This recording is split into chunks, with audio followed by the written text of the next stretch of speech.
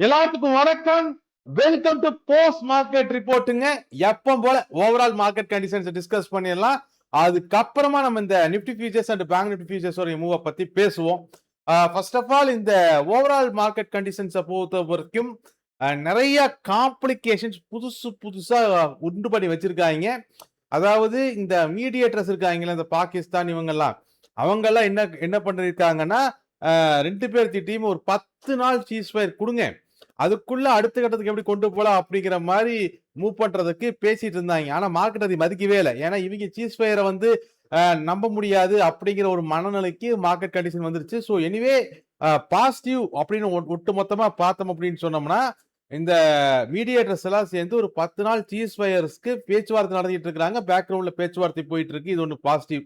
அப்படி 10 நாள் cheese fire announce பண்ணி அந்த 10 நாள் என்ன பண்ண போறாங்கன்னா, அடுத்தது என்ன பண்ணலாம் அப்படிங்கிறத பேச போறாங்க. அது எப்படி போகுதுன்னு பார்ப்போம். பட் மார்க்கெட்ஸை பொறுத்த வரைக்கும் அது இன்னும் நம்பல. எந்த அளவுக்கு உண்மைன்னு நம்பல. பட் மீன் வைல் வந்து என்ன ஆகி போச்சுன்னா, அந்த ஹாதிஸ் அப்படின்னு சொல்லிட்டு ஒரு குரூப், ஆக்சுவலா வந்து அவங்க ஏமன்ல இருந்து ஆப்ரேட் பண்ணக்கூடிய ஒரு குரூப். அவங்க என்ன பண்றாங்க அப்படின்னு சொன்னா, இந்த மந்திப் ஜலசந்தி இருக்குல்ல, அது ஆக்சுவலா வந்து எங்க இருக்குன்னா, சவுதியில இருந்து அந்த ரெட் சி எல்லாம் கனெக்ட் பண்ணக்கூடிய அந்த ஏரியாவில் இருக்கக்கூடிய ஒரு இடம். அதுல ஒரு 10% ஆஃப் ஆயில் சப்ளை நடந்துட்டு இருக்கு. அது வழியா தான் இந்த சவுதி அரேபியால ஆயில் அனுப்பிச்சுட்டு இருக்காங்க. இப்போ இந்த ஏமன்ல இருந்து ஆப்ரேட் பண்ணக்கூடிய இந்த ஹவுதிஸ் குரூப் வந்து ஆக்சுவலா அவங்களுமே ஈரானோட ப்ராக்சி குரூப் அப்படின்னு தான் சொல்லப்படுது. அவங்க வந்து அதை தடுக்கிறேன் அப்படின்னு அவங்க நேத்துல இருந்து அவங்க ஒரு ரகலை போட்டுக்கிட்டு இருக்காங்க. சப்போஸ் உண்மையாலுமே அது எஃபெக்டிவா அவங்க ஏதாச்சும் பண்ணாங்கன்னா, அப்புறம் ஏசியன் கண்ட்ரிஸ் எல்லாம் உலக அளவுல அதிகமான விலையை கொடுத்து இந்த க்ரூட் ஆயில வாங்க வேண்டிய கட்டாயத்துக்கு போவாங்க. அப்படியே விலை கொடுத்தாலும் க்ரூட் ஆயில் கிடைக்குமாங்கிற ஒரு நிர்பந்தத்துக்கு போகும். அப்ப மறுபடியும் நம்ம எல்லா வண்டியும் தூக்கிட்டு வெனிசுலா பக்கம் போகணும். சரி, எனிவே இப்போ வந்து கொஞ்சம் காம்ப்ளிகேட்டடா இருக்கு. பட் இருந்தாலும் வந்து ஏன் க்ரூட் ஆயிலோட விலை வந்து ரொம்ப ஸ்டேபிளா அந்த 88 ரேஞ்சுகள்ல நின்னுட்டு இருக்கு அப்படின்னு சொன்னா, இந்த 10 நாள் சீஸ் ஃபயருக்கான பேச்சுவார்த்தை நடந்துட்டு இருக்கிறதுனால க்ரூட் ஆயில் கூட விலை கொஞ்சம் ஸ்டேபிளா இருக்கு. மத்தபடி மார்க்கெட்ஸ பொறுத்தவரைக்கும் அது உண்மையாலுமே சீஸ் ஃபயர் அனௌன்ஸ்மென்ட் வந்தா தான் ஏதோ ரியாக்ட் பண்ணுவாங்க. அதுவும் ரியாக்ட் பண்றதுனா பாசிட்டிவா ஏறும்னுலாம் சொல்ல முடியாது. நீங்க இந்த 10 நாள் என்ன பண்றீங்கன்னு பார்க்கலாங்கிற மாரி மார்க்கெட்ட நிறுத்தி வேணா வைப்பாங்க. அப்படித்தான் இப்ப இருக்கக்கூடிய ஸ்டேட்டஸ். ஸோ ஆப்வியஸ்லி இந்த இப்போ இந்த வெறுமனே ஈரான், யுஎஸ் இஷ்யூ அப்படிங்கிறத தாண்டி ஈரான், யுஎஸ் இஷ்யூங்கிறத தாண்டி இப்போ வந்து இது வந்து ஒரு கல்ஃப் வாரா ஃபார்ம் ஆகிட்டு இருக்கு. சப்போஸ் ஏமன்ல இருந்து ஆப்ரேட் ஆகக்கூடிய இந்த குரூப், இந்த ஹவுதிஸ் அப்படின்னு சொல்லக்கூடிய இந்த குரூப் மந்திப் ஜலசந்தியை தடுத்து நிறுத்தி சவுதியோட ஆயில் வெளிவரதை தடுத்து நிறுத்தினாங்கன்னா, ஏன்னா இப்ப சவுதி தான் அதிகமான ஆயில்ஸ் வெளிய விட்டுட்டு இருக்காங்க. ஏன்னா 10% வந்து அவங்க அப்படியே ரெட் சி வழியா இந்த சைடு கொண்டு வர்றாங்க. ஸோ அதுலயும் ஏதாவது சிக்கல் ஏற்படுத்தினாங்கன்னா, ஒட்டு மொத்தமா மிகப்பெரிய அளவுல சிக்கல்கள் ஏற்படும். பார்ப்போம். இது அந்த அளவுக்கு எஸ்கலேட் ஆகறதுக்கு இப்போதைக்கு உலக நாடுகள் விடாதுன்னு நினைக்கிறேன். ஏன்னா, எல்லா நாடுகளுக்குமே இப்ப ஆயில் தேவை இருக்கு. அதனால தான் மீடியேட்டர்ஸ் இமிடியேட்டா இறங்கி பேசிட்டு இருக்காங்க அப்படிங்கிறதையும் நம்ம பார்க்கிறோம். ஸோ இது ஒரு 2, 3 நாள் நம்ம வெயிட் பண்ணி பார்க்கணும். இது அடுத்த கட்டத்துக்கு எப்படி போறது அப்படின்னு சொல்லிட்டு. இப்போதைக்கு இது ஒரு பெரிய அளவுக்கான பாசிட்டிவ் அல்லது நல்ல நியூஸ்னால ஏதாவது எடுத்துக்க முடியுமானா, எடுத்துக்க முடியாது. இப்போதைக்கு அது ஒரு நியூட்ரலான ஒரு நியூஸ். அதாவது இவங்க அந்த புது அ நேவல் புது பிளாக்கெட்ட வந்து இந்த குரூப் கிரியேட் பண்றேன்னு சொல்றது வந்து நெகட்டிவ். 10 நாள் சீஸ் ஃபயருக்கு நாங்க பேசுறோம் அப்படின்னு இந்த மீடியேட்டர்ஸ் குரூப் சொல்றது பாசிட்டிவ். ஸோ ஒரு நியூட்ரலான ஒரு கண்டிஷன்ல இந்த நியூஸ இப்போதைக்கு நம்ம பார்வையில வைக்கணும். இதுக்கப்புறம் இது எந்த பக்கம் முன்னேற்றம் வருது அப்படிங்கிறத பார்த்துட்டு, இது இன்னுமே நெகட்டிவ் இம்பாக்ட்ட கிரியேட் பண்ணுமா? அல்லது லைட்டா ரெக்கவரிக்கான சான்ஸ் இருக்கா? அப்படிங்கிறத நம்ம பார்க்கலாம். ஸோ தொடர்ந்து இந்த நியூஸஸ நம்ம பார்த்துட்டு இருக்க வேண்டிய கட்டாயத்துல இருக்கோம். சரி. இந்த ஹார்மோன்ஸ் இந்த இந்த இஷ்யூவ தாண்டிட்டு ஜியோபொலிட்டிக்கல் டென்ஷன தாண்டிட்டு மத்தபடி ஏதாச்சும் பஞ்சாயத்து இருக்கான்னா இருக்கு. நம்ம அண்ணன் ட்ரம்ப் வந்து கனடா மேல மறுபடியும் ஒரு 50% அடிஷனல் டாரிஃப போட்டிருக்காப்படி. கனடாவும் வந்து இது வந்து நார்த் அமெரிக்கன் அக்ரிமெண்ட்ட மீறினது அது இதுன்னு அவங்க சைடுல இருந்து ஒரு 4, 5 அறிக்கை விட்டுருக்காங்க. ஸோ அது ஒரு பக்கம் வந்து போயிட்டு இருக்கு. ஸோ ட்ரம்ப் வந்து கனடா மேல தான் டாரிஃப் போட்டிருந்தாலுமே, மறுபடியும் அவர் டாரிஃப போடுறதுக்கான முழு அ உத்வேகத்துல தான் இருக்காரு அப்படிங்கிறத தான் அது காட்டுது. மறுபடியும் இது இனிஷியேஷனா தான் குளோபல் மார்க்கெட்ஸ் பாக்குது. சரி, இந்த கனடா டாரிஃப எப்படி அடுத்த பக்கமா போகுது அப்படிங்கிறத பார்க்கலாம். பட் அபிஷியலா ட்ரம்ப் வந்து இத அனௌன்ஸ் பண்ணியிருக்காரு. 50% டாரிஃப் கனடா மேல அப்படின்னு. கேட்டதுக்கு அதுக்கு நெறைய காரணங்கள் சொல்லியிருக்காரு. எண்ட் ஆஃப் தி டே அவருக்கு டாரிஃப் போடணும்னு போட்டிருக்காரு. அவ்வளவுதான் விஷயம். இது போக அ இன்னொரு முக்கியமான அப்டேட் அப்படின்னு பார்த்தோம்னா, நம்ம லண்டன் ஸ்டாக் எக்ஸ்சேஞ்ச் இருக்குல்ல. லண்டன் ஸ்டாக் எக்ஸ்சேஞ்ச் வந்து உலக அளவுல மிகப்பெரிய, அதாவது பழமையான ஒரு ஸ்டாக் எக்ஸ்சேஞ்சுகள்ல ஒண்ணு. அவங்க என்ன பண்ணியிருக்காங்கன்னா, இன்னைக்கு ஒரு அனௌன்ஸ்மென்ட் ஒண்ணு கொண்டு வந்திருக்காய்ங்க. அதாவது லண்டன் ஸ்டாக் எக்ஸ்சேஞ்ச 24/7 மாத்துறதுக்கு டிஸ்கஷன் பண்ணிட்டு இருக்கோம் அப்படிங்கிறாய்ங்க.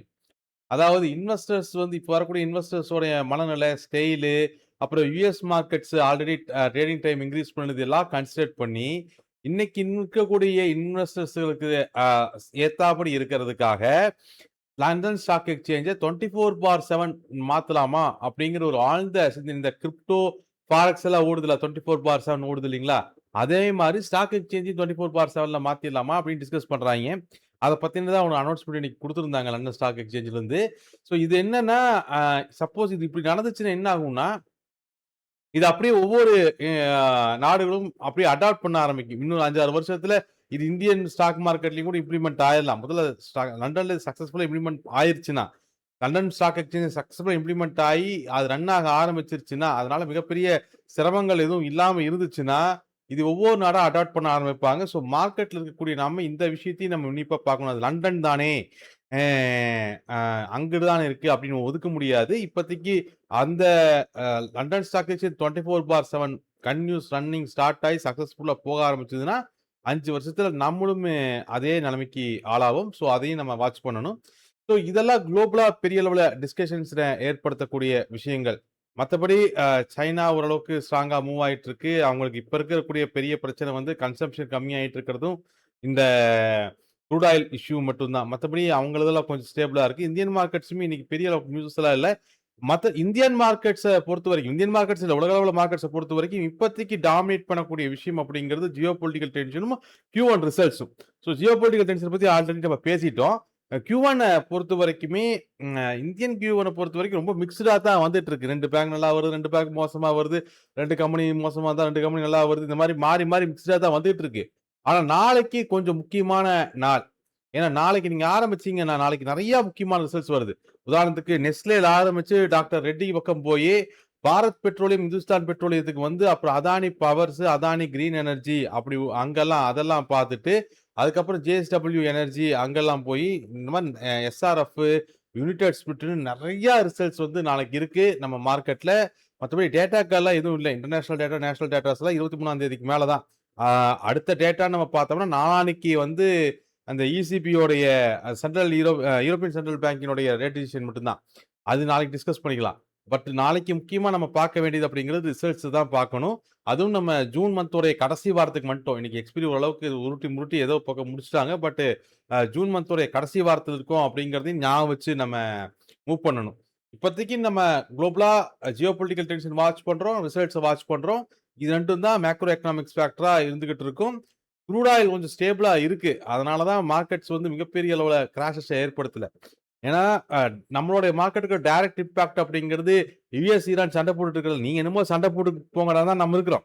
ஓகே. ஸோ யுஎஸ், ஈரான் சண்டை போடுறதோ, இல்ல சவுதி அரேபியாவ ஏமன் வந்து தடுத்து நிறுத்துறதோ நம்மளுடைய பஞ்சாயத்து கிடையாது. நம்மளுடைய பஞ்சாயத்து க்ரூட் ஆயில் விலை ஏறுச்சா இல்லையா? அப்போ இது எவ்வளோ பெரிய எஸ்கலேஷன் நடந்தும் க்ரூட் ஆயில் விலை ஏறாம ஸ்டேபிளா இருந்துச்சுன்னா, நம்ம மார்க்கெட் வந்து பெரிய அளவுல ரியாக்ஷன் குடுக்காது. க்ரூட் ஆயில் விலை ஏறுச்சு அப்படின்னா, நம்ம மார்க்கெட் பெரிய அளவுல ரியாக்ஷன் குடுக்கும். ஸோ க்ரூட் ஆயில தான் நீங்க கனெக்ட் பண்ணி பார்க்கணும். இன்னைக்கு க்ரூட் ஆயில் ஸ்டேபிளா இருந்தது தான் நம்ம மார்க்கெட்டும் ஈவன் தோ நெகட்டிவ் ஓப்பன் கிடைச்சாலும், பியர் மார்க்கெட்டோட ஸ்டார்ட்டிங் பாயிண்ட் கீழ ஓப்பன் ஆனாலும், தேர்ட் இன்ட்ராடே சப்போர்ட்லயே மார்க்கெட் டிஃபென்ஸ் சப்போர்ட் எடுத்ததுக்கான காரணம் க்ரூட் ஆயிலோட விலை பெரிய அளவுல கிராஷ் ஆகல அப்படிங்கிறது தான். ஸோ அதத்தான் நீங்க டைரக்ட்டா லிங்க் பண்ணி பார்க்கணும். அங்கிட்டு 2 பேர் செத்துட்டாங்க. 2வது நீங்க இன்னைக்கு இன்னுமே மார்க்கெட்ல ஜியோ பொலிட்டிக்கல் டென்ஷன்ல பார்த்தாவே 10 நாளா இவங்க 2 பேரும் மாத்தி மாத்தி சண்டை போட்டுட்டு தான் இருக்காய்ங்க. ஆனா முக்கியமான இந்த அ ஆயில் பைப்லைனு, டேங்கர்ஸ் இதெல்லாம் இன்னும் பெரிய லெவல்ல யுஎஸ் கை வைக்கல. வெறுமனே மிலிட்டரி இன்ஃப்ரா, ரேடார், மிசைல்ஸ் இப்படி தான் ஓடிக்கிட்டு இருக்கு. அதனால தான் க்ரூட் ஆயில் பெருசா இன்னும் ரியாக்ட் பண்ணாம இருக்கு. ஸோ அதையும் நம்ம கேர்ஃபுல்லா வாட்ச் பண்ணிட்டு இருக்கணும்.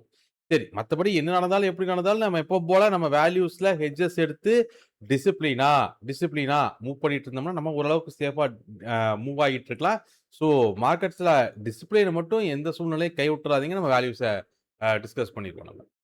ஓகே. ஸோ ஆப்வியஸ்லி அ மார்க்கெட்டோட இன்னத்த மூவ பொறுத்த வரைக்குமே 24,272 அதான் பிரைமரி ரெசிஸ்டன்ஸ், அதான் மந்த்லி அதான் primary support and monthly support. அதுக்கு கீழ first intraday support 24,232, second intraday support 24,162, third intraday support 24,128.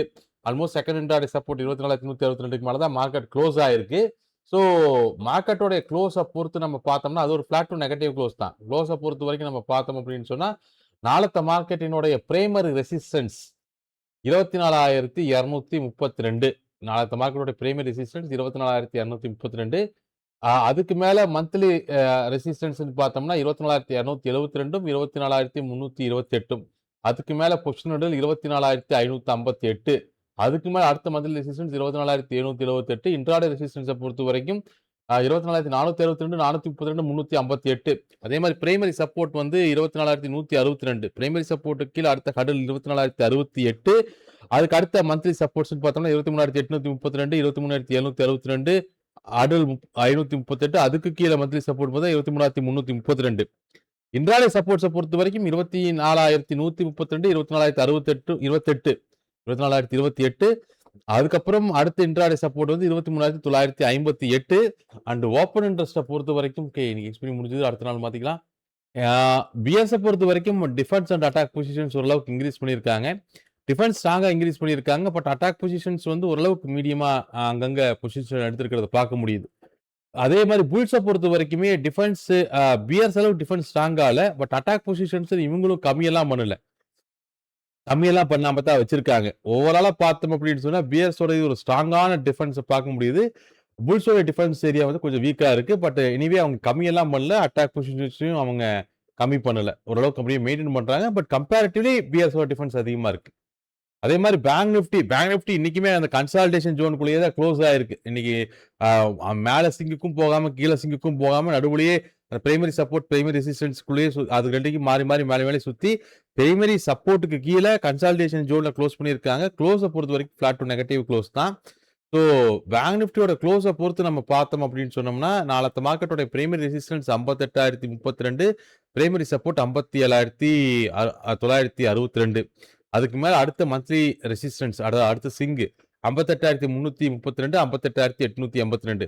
Monthly சப்போர்ட்டுக்கு கீழே அடுத்த ஸ்விங் அதாவது அடுத்த மந்த்லி சப்போர்ட்ஸ் பார்த்தோம்னா 57,758, 57,222. அண்ட் ஓப்பன் இன்ட்ரெஸ்ட்டை பொறுத்த வரைக்கும் பெரிய அளவுல எந்த ஒரு காமெடியும் நடக்கல. பேங்க் நிஃப்டி வந்து ஸ்டில் அதே சொற்பமான ஓப்பன் இன்ட்ரெஸ்ட் தான் மெயின்டைன் பண்ணிக்கிட்டு இருக்காங்க.